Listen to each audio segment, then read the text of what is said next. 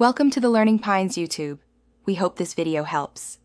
In this video, I will explain how to cook in the forest. First, always check local regulations for fire restrictions and foraging rules. Pack lightweight, durable cooking gear such as a small pot, a pan, and essential utensils.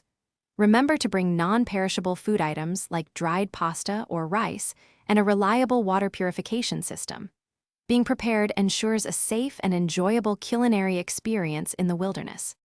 Building a safe cooking fire is crucial. Select a clear spot at least 10 feet from any flammable materials, like dry leaves or tents. Gather 3 types of fuel: fine tinder, pencil-sized kindling, and larger fuel wood. Always have a bucket of water or a shovel readily available to fully extinguish your fire. This careful preparation prevents wildfires and ensures a controlled cooking environment. Once your fire is ready, several cooking methods are available. You can place a portable grill grate over hot coals for direct cooking of meats or vegetables.